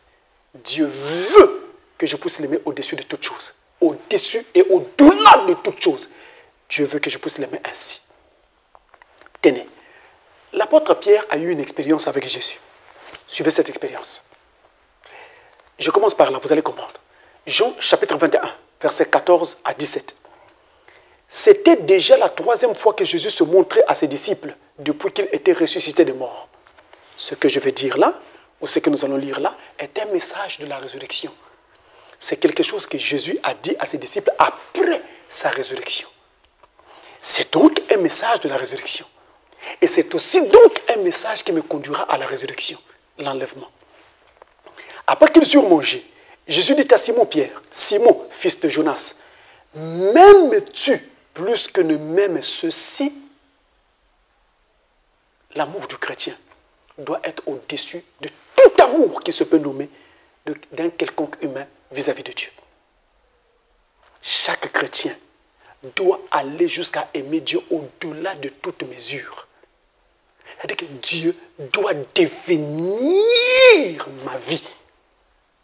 Si vous ne pouvez pas sentir ça jusque dans vos nerfs et jusqu'à la moelle de vos os, quelque chose ne va pas encore. La voix du Seigneur n'est pas une voix qu'on doit embrasser comme ça, juste par plaisir ou juste parce que... Ça doit être quelque chose qui nous engage. Ça doit être quelque chose de réfléchi. Il lui répondit: oui, Seigneur, tu sais que je t'aime. Jésus lui dit: paie mes agneaux. Il lui dit une seconde fois: Simon, fils de Jonas, m'aimes-tu? Pierre lui répondit: oui, Seigneur, tu sais que je t'aime. Jésus lui dit: paie mes brebis. Il lui dit pour la 3e fois: Simon, fils de Jonas, m'aimes-tu? Pierre fut attristé de ce qu'il lui avait dit pour la 3e fois: m'aimes-tu? Et il lui répondit: Seigneur, tu sais toutes choses, tu sais que je t'aime. Jésus lui dit: paie mes brebis. Jésus lui pose la question 3 fois.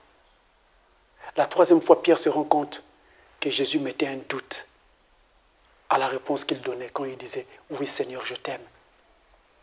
Est-ce que ce n'est pas le cas maintenant? Est-ce que Dieu ne met pas un doute sur ta réponse ou ton engagement quand tu dis: oui, Seigneur, je t'aime, ou oui, Seigneur, je t'aimerai? Est-ce que Dieu ne met pas un doute? Il ne s'agit pas de ce que toi tu dis.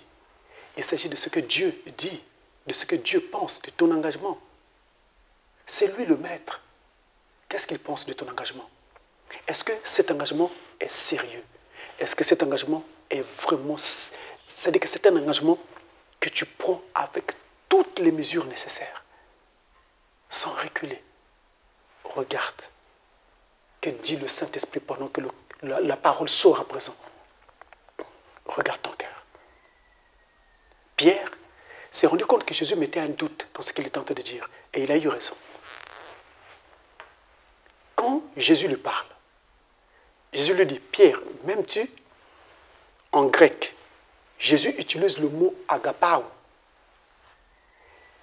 Et Pierre, en répondant, oui Seigneur, je t'aime, il utilise un autre mot grec, qui signifie aussi amour, naturellement, mais un autre mot, philéo. Mais Jésus dit, Pierre, m'aimes-tu? En utilisant le mot agapao, sous sa forme verbe, et il utilise, Pierre lui en répondant, répond en utilisant philéo dans sa forme verbe également. Ce qui n'est pas la même chose. C'est pourquoi Jésus repose la question.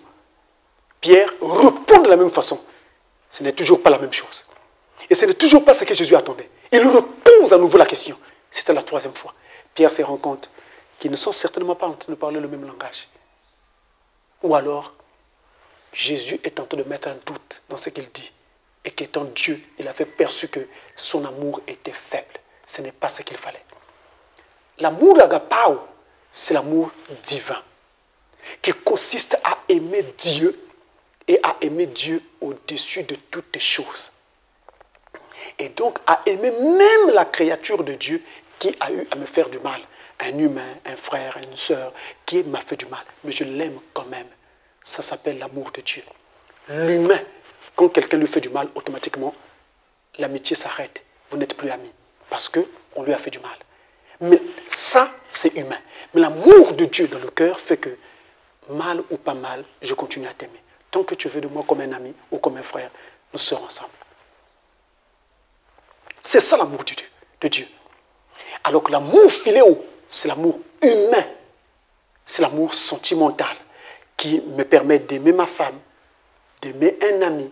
En fait, ce sont simplement des sentiments humains. Alors, quand Jésus dit, Pierre, m'aimes-tu? Autrement dit, Pierre, m'aimes-tu d'un amour divin? Pierre dit, oui Seigneur, je t'aime d'un amour humain. Jésus dit, Pierre, m'aimes-tu d'un amour divin? Pierre de répondre, oui Seigneur, je t'aime, mais d'un amour humain. Jésus repose la question pour la troisième fois. Pierre se rend compte que ce n'est pas ce que Dieu attend. Oui, Dieu n'attend pas l'amour humain. Tenez, je n'incite pas au meurtre, c'est juste pour prendre un exemple. Dans l'Ancien Testament, lorsque l'un des enfants, je crois deux des enfants d'Aaron avaient introduit du feu étranger dans le temple, il s'est trouvé que Dieu a demandé qu'il soit tué. C'est l'un de leurs propres frères, Éléazar, qui a tiré son épée et les a tués par amour pour Dieu. Il a mis à mort ses propres frères par amour de Dieu. Nous devons aussi être capables, je ne parle pas de tuer quelqu'un physiquement ou quoi que ce soit, mais nous devons être capables de dire aux gens qui ont toujours la langue pendue, en train de répandre des mauvaises choses sur les gens, de leur dire, frère, si toi ta vie c'est ça, juste aller parler en mal des gens ici et là, je préfère que tu ne sois plus mon ami. Tu tues cette relation. Parce que Dieu passe avant toute chose. Pierre, m'aimes-tu d'un amour divin? Oui Seigneur, je t'aime, mais d'un amour humain. Non Pierre, je n'ai pas besoin d'un amour humain. L'amour humain est frivole. L'amour humain n'a pas de base. L'amour humain, c'est quelque chose qui peut changer au gré des événements. Alors que l'amour divin ne change pas au gré des événements. Peu importe ce qui arrive, l'amour est là. Il est stable, il est demeure. Comment vous pouvez dire que vous aimez votre frère et pour des problèmes d'argent, il n'est plus votre frère, la famille se sépare? Mais attendez, est-ce que vous pouvez me dire que l'argent peut remplacer votre frère, de même père et même mère? L'argent. Est-ce que l'argent peut remplacer votre mère? Est-ce que l'argent peut remplacer votre père? Ce n'est pas pour l'argent qu'on doit se séparer. Donc si on ne s'est pas entendu sur une question d'argent, nous devons rester frères, garder les liens de famille. Mais je dois être capable de te dire que je ne suis pas d'accord avec toi. je dois être capable de te dire que je n'ai pas apprécié ce que tu as fait, que ça m'a désolé. Mais je ne dois pas rompre mes relations de fraternité avec toi. Tu es mon frère, tu es ma soeur. Nous sommes une famille. Et c'est pareil en Christ. Peu importe ce que nous avons subi, peu importe ce que nous avons connu, cela ne devrait pas nous séparer. Parce qu'en réalité, ce qui nous unit est plus fort que ce qui nous désunit. Et c'est l'amour agapao doit être stable. Et la Bible de poursuivre. La Bible dit ceci. Dans Matthieu, au chapitre 10, verset 37. Celui qui aime son père ou sa mère plus que moi n'est pas digne de moi. Et celui qui aime son fils ou sa fille plus que moi n'est pas digne de moi. On doit aimer Dieu au-dessus de toutes choses. Et donc, il n'est pas question de faire des compromis parce qu'il s'agit, dans ce cas-ci ou dans ce cas-là, d'un parent à moi. Il s'agit de ma famille à moi, pas de compromission. Mais nous gardons l'amour. J'affiche mes couleurs, j'affiche ce que je crois, j'affiche ma position, je vous dis ce que je pense, mais je continue à vous aimer. Et si cela doit me coûter la relation avec vous, parce que vous ne voulez plus de moi, eh bien, j'accepte alors que cela soit ainsi. Mais ça ne dépendra pas de moi. Parce que s'il s'agit de moi, je vous dis juste que je ne suis pas d'accord. Je prends mes distances par rapport à cette chose qu'on était en train de faire ensemble, mais nous restons frères. Je ne peux pas briser cela. Nous restons frères. Et nous gardons donc l'amour. Ce sont là des principes chrétiens fondamentaux. Nous devons aimer Dieu, mais aimer Dieu au-dessus de toute considération. Je t'aimerai. Es-tu prêt à aimer Dieu au-dessus de toute considération? Je me rappelle d'un fait. À l'époque, lorsque le chemin de fer Congo-Océan ici dans notre pays fonctionnait encore avec tous les avantages qu'avaient les employés qui travaillaient dans cette compagnie, il y avait beaucoup d'avantages. Ils avaient par exemple le droit, certainement que ça existe encore, je n'en sais pas grand-chose, ils avaient par exemple le droit de voyager tranquillement avec leur famille. Ils prenaient juste un permis et le voyage était gratuit, particulièrement pour les cadres. Et donc, un enfant d'un cadre également pouvait avoir un permis et puis y voyager avec. Un jour, comme mon père était cadre, j'étais déjà chrétien, quelqu'un me demande de prendre un permis, comme moi j'en avais droit, puisque j'étais fils de cadre, et de mettre le nom de quelqu'un d'autre pour que cette personne voyage, alors qu'elle n'était pas dans ma lignée, dans la même lignée que moi. J'ai dit à cette personne que je ne pouvais pas faire cela. Quoi? Mais personne ne le saura. Le contrôleur dans le train, ce n'est pas son affaire. Lui, l'essentiel qu'il voit ceci ou cela et puis ça passe. Je dis oui, Dieu le saura. De quel Dieu tu parles? Qu'est-ce que tu nous racontes là? Donc il n'y a que toi qui pries. Voilà ce que souvent les gens nous disent. Mes frères, ne tremblez pas lorsqu'on vous fait de tels reproches en vous disant « Est-ce qu'il n'y a que toi qui prie ?» Justement, ce sont ces choses que nous voulons faire tomber. Permettez-moi de courir un peu parce que le temps est parti. Alors, Frère Branham dit ceci dans la prédication, en anglais, la foi dans le Fils de Dieu, Faith in the Son of God, prêché le 15 juillet 1952. La foi dans le Fils de Dieu, prêché le 15 juillet 1952, au paragraphe 5.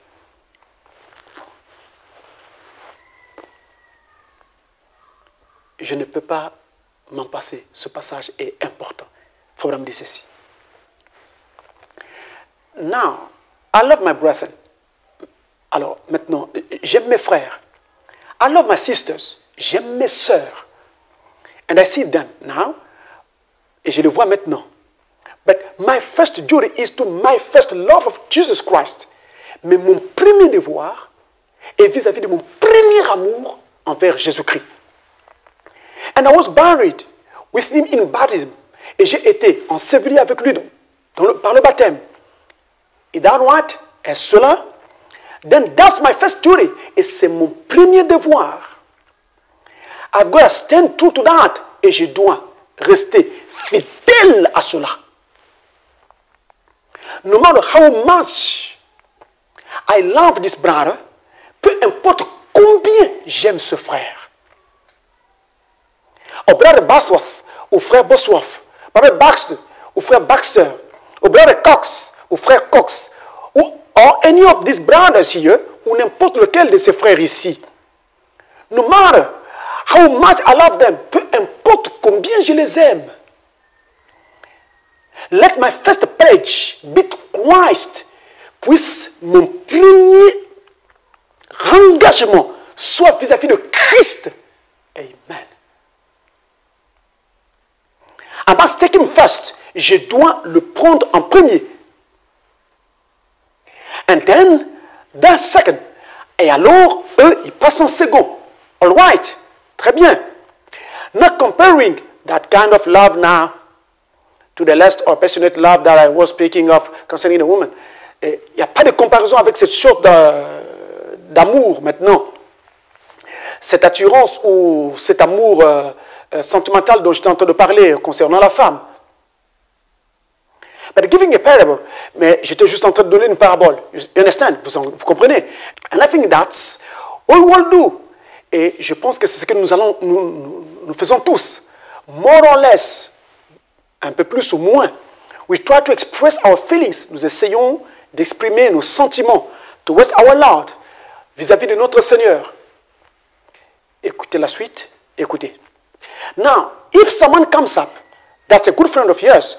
Maintenant, si quelqu'un arrive, un bon ami à vous, and says, et dit, now look, John, I think that you're wrong about divine healing. Écoute, Jean, je pense que tu es en erreur au sujet de la guérison divine. I think that you are wrong. Je pense que tu es en erreur. And yet, God has touched your body, and you know divine healing is right. Pendant ce temps, Dieu a touché votre corps, et vous savez que la guérison divine est correcte. Now, your first duty is stand up for Christ. Et maintenant, votre premier devoir est de prendre position pour Christ. C'est ça la question.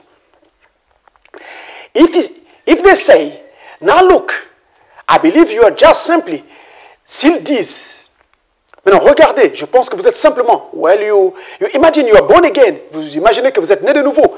There is no such a thing as that. Il n'existe aucune chose pareille. A man can be born again. Un homme ne peut naître de nouveau. Then your first duty is to stand for Christ. Et alors votre premier devoir est de prendre position pour Christ. C'est de ça que je parle. Votre premier devoir est de prendre position pour Christ. Et donc, cet amour de Dieu, cette promesse faite à Dieu en disant « je t'aimerai », doit consister à faire que peu importe ce qui arrive, même si tout le monde se lève contre vous, si tout le monde vous contredit et n'est pas d'accord avec vous, vous continuez votre chemin avec Christ. Vous restez attaché à Christ et vous prenez position pour Christ.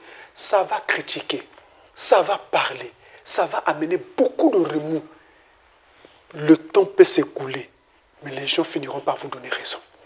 Un jour, même s'ils ne vous donnent pas raison, le ciel vous accueillera. De toute façon. Avant de terminer, mes frères, regardez encore ceci. Dans le livre de Romains, au chapitre 8 et au verset 35, il est écrit, toujours sur cet amour, il est écrit, qui nous séparera de l'amour de Christ?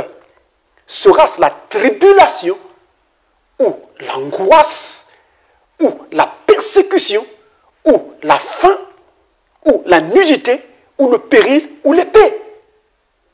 Voilà cet amour. Je t'aimerai. Cela revient aussi à dire, Seigneur, même si je devais passer par une tribulation, entendez, une épreuve, je continuerai à t'aimer.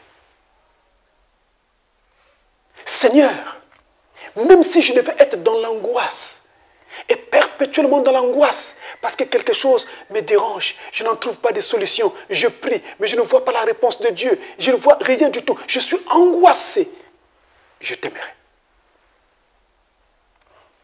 Même s'il s'agissait de la persécution, donc ma famille me persécute, mes amis me persécutent, à l'église même, mes frères me persécutent. Ça arrive, même dans les églises. Ça arrive. Je t'aimerai. Même si c'est la faim, j'ai faim, je n'ai rien à manger. Je prie Dieu, le ciel reste fermé. Les jours passent, je n'ai rien à manger. Je t'aimerai. Je mourrai dans ma foi. Amen. Même si c'est la nudité, c'est-à-dire, je n'ai pas de vêtements. Et personne pour m'acheter un vêtement. Je t'aimerai. Je t'aimerai malgré que je n'ai pas de beaux vêtements. Le ciel, ce ne sont pas les vêtements. Le ciel, ce n'est pas la qualité des tissus que nous mettons sur notre corps. Le ciel, c'est le cœur. Donc, le fait d'avoir de beaux vêtements ou pas de beaux vêtements du tout, ça n'a rien à voir avec Dieu. Ça n'a rien à voir avec ma spiritualité. Ça n'a rien à voir avec mon expérience chrétienne. Non, mes amis, ça n'a rien à voir. Donc, ne jugeons pas les gens par rapport à ce qu'ils sont ou par rapport à ce que Dieu a fait d'eux. Nous remercions le Seigneur pour ce qu'il leur a donné ou pour ce qu'il leur a fait. Mais nous ne pouvons pas rentrer dans un complexe. Et nous ne pouvons pas non plus laisser tomber les commandements de notre Dieu, la parole de notre Dieu, à cause du fait que nous ne sommes pas nantis ou nous n'avons pas ceci ou cela. La Bible dit, ou plutôt, moi j'ai promis à Dieu, je t'aimerai. Et la Bible dit que ce soit le péril. Donc, j'encours un risque de mort. Oui, je t'aimerai. Que ce soit l'épée. Aujourd'hui, on parlerait même de la Kalachnikov, de la cartouche, de la balle ou de l'obus. Je t'aimerai. Parce que quand la cartouche aura atteint ma peau et m'aura ôté la vie, à cette seconde même, je me retrouverai dans la gloire avec Christ. Je t'aimerai. Amen. L'amour de Dieu doit donc aller au-delà de toutes ces choses que nous venons de citer. L'amour de Dieu dans mon cœur. Et donc, rien ne doit arrêter un chrétien, même pas la moquerie des gens tout autour de vous, des gens de votre quartier, des gens dans votre milieu de travail, des gens dans votre église, des gens dans votre entourage, des gens dans votre famille, comme cela se passe. Quand une fille n'est pas encore mariée, ça se passe ici surtout en Afrique, hein? Une fille n'est pas encore mariée, elle a déjà atteint un certain âge, dans la famille, ça devient une moquerie. Tout le monde jette des tomates pourries sur elle. Tout le monde la critique et parle toutes sortes de choses. Et ça pousse même les filles à contracter des mariages par défaut. Donc des mariages par pis-aller. Ceci n'est pas une bonne chose. Il faut laisser le temps au temps. Notre vie est faite de façon que chacun a un programme de Dieu pour lui-même. Regardez Jean-Baptiste. C'était un grand prophète. Et la Bible dit même qu'il était plus qu'un prophète. Mais pourtant, son ministère a duré combien de temps? Combien de temps a duré le ministère de Christ, de Jean-Baptiste? En tout cas, à peine quelques mois. Parce que justement, Jean-Baptiste, sa mission, donnée par Dieu, devait simplement prendre ce temps-là. Prenez Jonas le prophète. Sa mission a duré combien de temps? À peine quelques jours. Donc c'est Dieu qui donne à chacun ce qu'il veut. Et donc il peut vous faire vivre un mariage pendant de nombreuses années, tout comme vous donnez un mariage juste quelques temps avant votre départ. Avant que vous ne soyez repris de la terre. Dieu peut aussi faire que vous puissiez avoir un mariage et ensuite vous avez des enfants. Tout comme avoir un mariage et ne pas avoir d'enfants du tout. Ne rentrez pas dans des complexes. Tout est Dieu. Tout vient de Dieu et tout est grâce. Tout dépend de Dieu. Si Dieu m'a privé de quelque chose, il sait pourquoi il l'a fait. Parce que certainement, ça va contribuer à mon salut. Contribuer à mon salut. Tenez, je suis toujours dans Romains, au chapitre 8. Là, nous prenons le verset 38 et 39. Romains 8, 38 et 39, là, il est dit. Là, il est dit. Car j'ai l'assurance que ni la mort, ni la vie, ni les anges, ni les dominations, ni les choses présentes, ni les choses à venir, ni les puissances, ni la hauteur, ni la profondeur, ni aucune autre créature ne pourra nous séparer de l'amour de Dieu manifesté en Jésus-Christ notre Seigneur. L'amour de Dieu dans mon cœur ne peut pas s'éteindre à cause de la mort. Même après la mort, je continuerai à l'aimer. Amen, amen, amen, amen. Même après la mort, je continuerai à l'aimer. Pasteur, comment on peut continuer à aimer après la mort? Oui, après la mort, j'irai au ciel. Je continuerai à l'aimer. Et même si ce n'est pas le ciel, le chemin que Dieu me donne, je continuerai à l'aimer là où il m'enverra.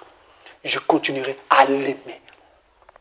Ni la vie, même la vie, ne peut m'empêcher de continuer à aimer Dieu. La vie. Parce que justement, parfois, la vie ne m'a pas gratifié de bonnes choses. Il y a des gens qui sont venus sur la terre avec des maladies. Il y a des gens qui sont venus sur la terre avec des handicaps. Il y a des gens qui sont venus sur la terre avec beaucoup d'histoires, beaucoup de problèmes. Mais ça ne doit pas faire qu'ils ne puissent pas aimer Dieu. Les handicaps, les problèmes, les maladies et toutes ces choses sont dans votre chair. Jésus, c'est votre âme qu'il veut. Quand nous serons dans la gloire, vous n'aurez plus l'handicap que vous avez. Vous n'aurez plus les maladies que vous avez. Donc, les handicaps et tout ce que nous connaissons sur cette terre quand nous y venons ne doivent pas nous arrêter ou nous empêcher d'aimer Dieu ou de marcher avec lui. Ne dites pas, Dieu a donné ceci aux autres, à moi, il me l'a refusé. Non. Il a peut-être donné ceci aux autres. Mais toi, malgré ta difficulté ou malgré tes difficultés, tu as aussi quelque chose que lui n'a pas donné à d'autres. Uniquement qu'à toi. Ça peut être un don spirituel. Ça peut être un don de l'esprit. Ça peut être autre chose, une faculté, quelque chose comme ça, une intelligence, un génie. Je ne sais pas quoi. Mais Dieu a fait en sorte que chacun puisse avoir quelque chose de précieux dans sa vie et qui sera particulier et qui va donc le caractériser en fait. On ne doit donc pas sous-estimer les gens ou mépriser les gens par rapport à ce qu'ils sont socialement ou par rapport à ce qu'ils sont physiquement. On ne doit pas les sous-estimer. On ne doit pas faire cela. On doit embrasser. On doit entourer. Et on doit aimer tel que la personne est. Aime-moi tel que je suis. Aime-moi comme Dieu m'a fait. Et je dois faire autant pour toi. C'est un principe. Ni la vie, ni les anges, même les anges, fut-il des anges du ciel, ou même ceux qui ont été déchus, ils ne peuvent pas me séparer de l'amour de Christ. Et je dois continuer à aimer Dieu, peu importe l'expérience vécue par un ange, avec un ange, que cette expérience soit glorieuse ou pas du tout, que cette expérience ait été méchante, par exemple avec les démons, je dois continuer à avancer avec Dieu. Ni les dominations, donc les puissances des ténèbres, ni les choses présentes. Comment se passe le présent autour de moi? Il y a des gens pour lesquels le présent est difficile. Mais malgré cela, je dois aimer Dieu. Je t'aimerai, Seigneur. Le jour que je quitterai la terre, le ciel ne me sera pas refusé parce que sur la terre, j'ai connu un présent difficile. J'ai connu des jours difficiles. Non, non, non, non, non. Le ciel ne me sera pas refusé. Ni les choses à venir. Amen. Même ce que Dieu prépare pour moi ne peut pas m'empêcher, ne peut pas arrêter cet amour. Ah, là c'est fort. Là c'est fort. Regardez, Frère Branham dit ceci. Dans la prédication, Christ est révélé dans sa propre parole. Paragraphe 36 jusqu'à 39. C'est prêché le 22 août 1965. 22 août 1965, paragraphe 36 jusqu'à 39. Écoutez bien.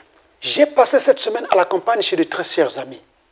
Et hier, tandis que nous étions à table en train de manger, j'ai demandé à certains d'entre eux, nous avons l'habitude de rester à table et d'avoir ensemble un genre de petite étude de la Bible. Oui, de temps en temps, quand on a fini de manger, on peut parler un peu autour de la parole. On est à table, c'est très bien, ça fait du bien. Pas parler autour du football ou bien de qui a gagné tel match, ça n'édifie pas. Nous parlions au sujet de l'amour. Et une certaine personne m'a dit, il a dit, je crois que vous êtes un antichrist. Ah, on a dit à Frère Branham qu'il était un antichrist. Ne soyez pas étonnés que cela soit aussi dit de vous. Ce sont des choses qui se répètent souvent. On avait dit cela de Jésus, qu'il était Belzébul. Suivez la suite. J'ai dit, si cela peut faire plaisir à mon Seigneur, c'est Frère Branham qui parle. Je répète, j'ai dit, William Branham, j'ai dit, si cela peut faire plaisir à mon Seigneur, c'est ce que je veux être. Je m'arrête un instant. Si Dieu veut que je sois un antéchrist, c'est ça son désir, et ça lui fera plaisir, alors je veux être un antéchrist. Vous voyez ça? Il continue. Je veux être tout ce qu'il veut que je sois. Amen. Je l'aime. Et s'il me jetait en enfer, je l'aimerais quand même. Ça c'est fort ça.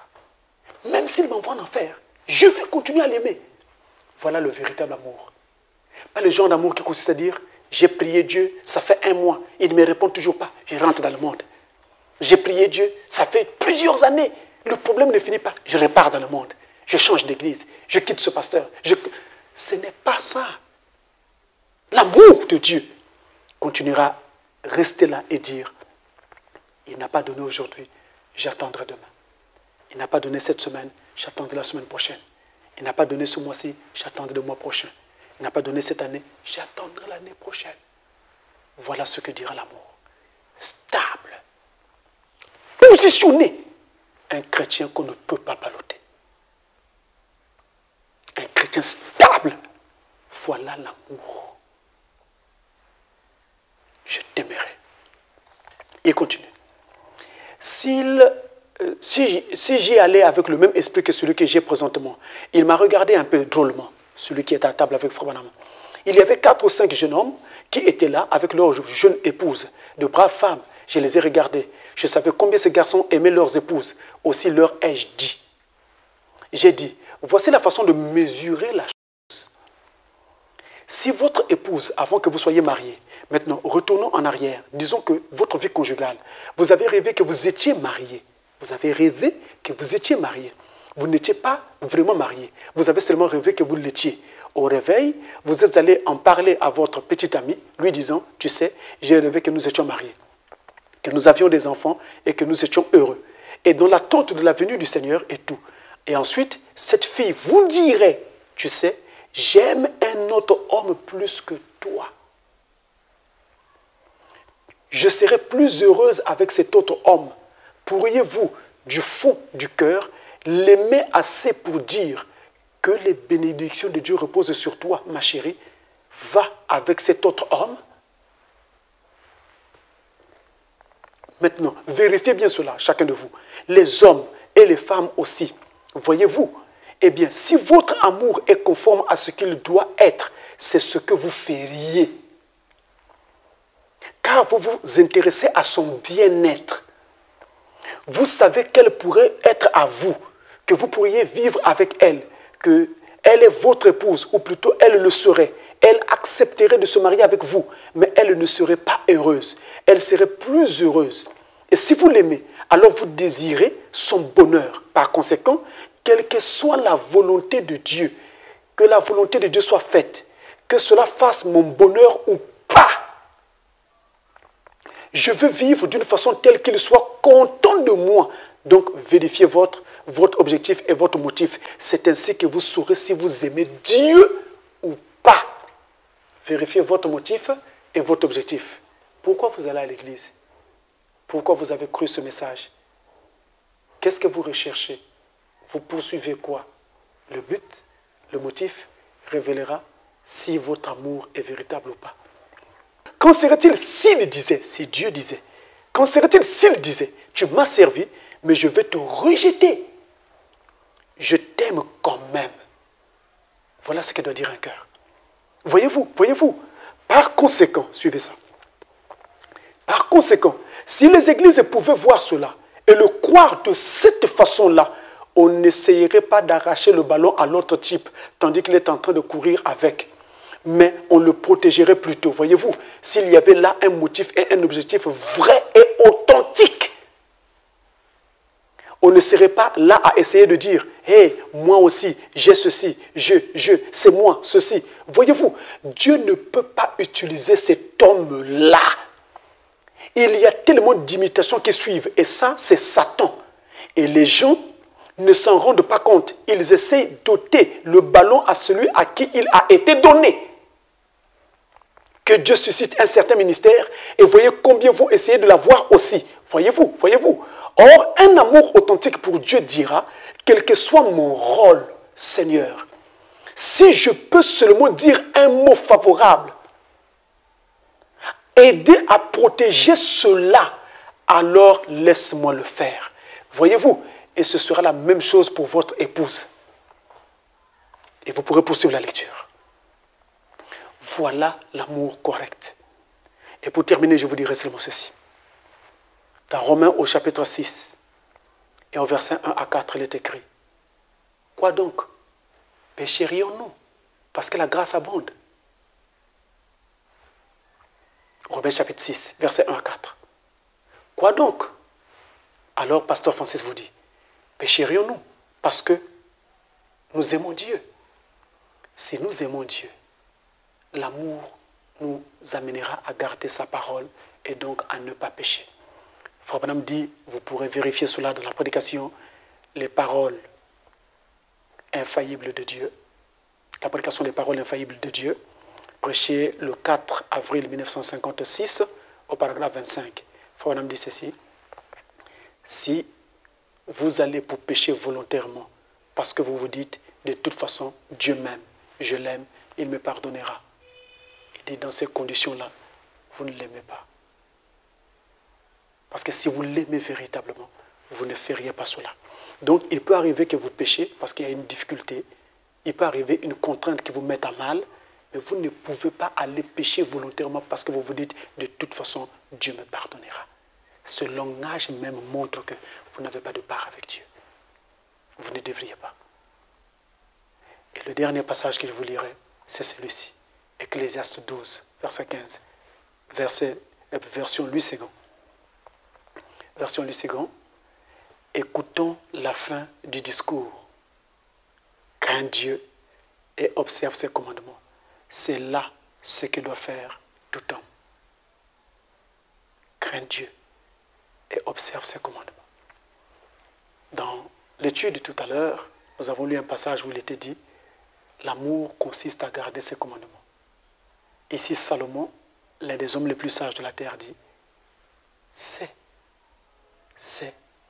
cela la fin du discours. Entendez discours. Le discours, c'est le logos, c'est le verbe, c'est la parole. Voilà le point culminant du discours de la Bible. Voilà le point culminant du discours de la parole. Aimer Dieu et garder sa parole. C'est le point culminant. Si vous aimez Dieu, c'est la chose qui suffit. On va dire, c'est la chose suffisante. Juste aimer Dieu. Juste aimer Dieu.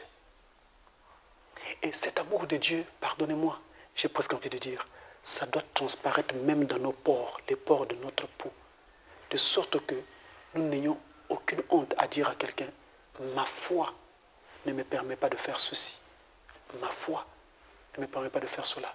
Je suis chrétien, je suis chrétienne, je ne peux pas faire ceci ou cela. Il le faut.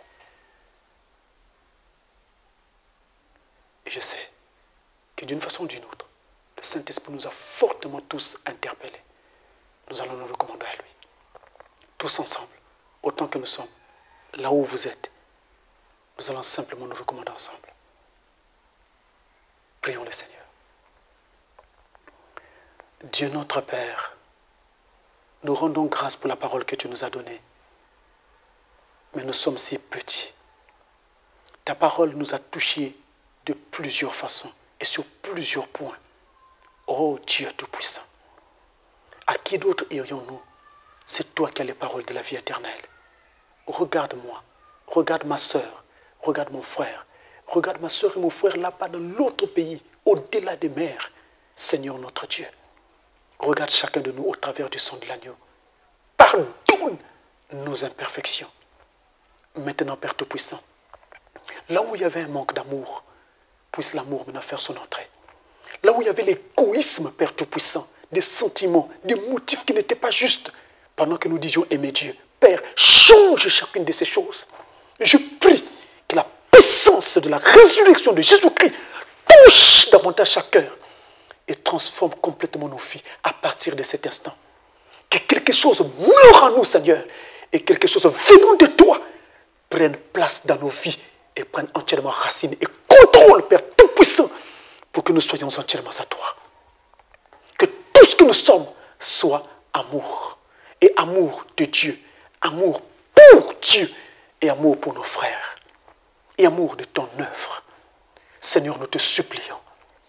Quel que soit, Père Céleste, celui qui écoute ou qui a écouté cet enseignement, même si c'est pour la première fois qu'il entend ces choses, Seigneur, je prie que le Saint-Esprit touche chaque cœur, peu importe de qui il s'agit, et amène ces cœurs à Christ.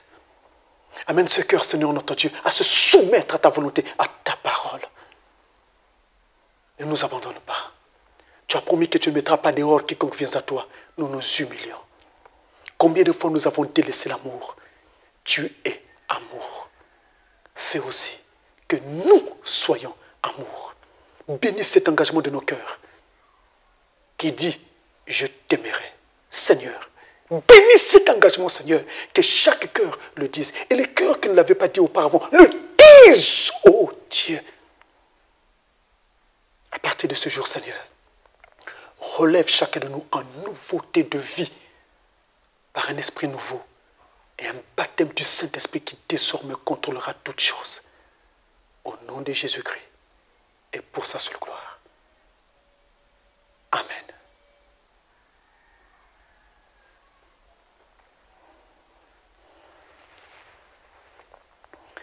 Alors que le Seigneur vous bénisse richement, et je prie que le Saint-Esprit amène ces choses plus profondément dans le cœur de chacun. Ne les laissons pas tomber. Notre vie et notre enlèvement sont rattachés à cela. Que Dieu vous bénisse.